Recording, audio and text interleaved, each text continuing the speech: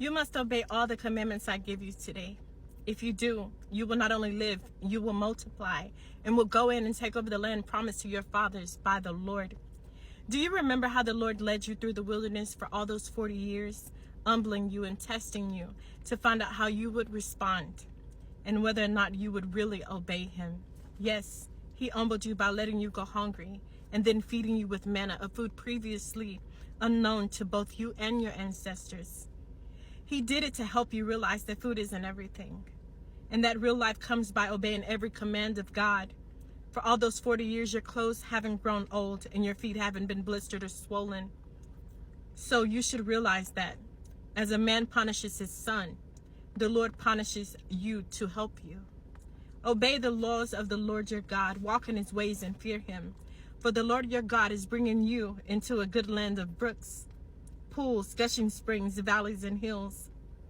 It is a land of wheat and barley, of grapevines, fig trees, pomegranates, olives, and honey. It is a land where food is plentiful and nothing is lacking. It is a land where iron is as common as stone, and copper is abundant in the hills. When you have eaten your fill, bless the Lord your God for the good land he has given you. But that is the time to be careful. Beware that in your plenty you don't forget the Lord your God and begin to disobey him. For when you have become full and prosperous and have built fine homes to live in, and your flocks and herds have become very large, and your silver and gold have multiplied, that is the time to watch out that you don't become proud and forget the Lord your God who brought you out of your slavery into the land of Egypt. Beware that you don't forget the God who led you through the great and terrible wilderness with the dangerous snakes and scorpions, where it was so hot and dry. He gave you water from the rock.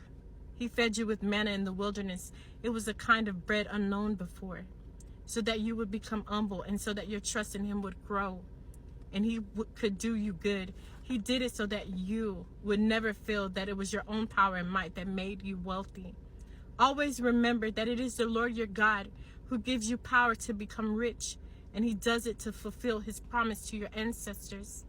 But if you forget about the Lord your God and worship other gods instead and follow evil ways, you shall certainly perish, just as the Lord has caused other nations in the past to perish. That will be your fate too if you don't obey the Lord your God. Be encouraged. That's Deuteronomy chapter 8. Praise God.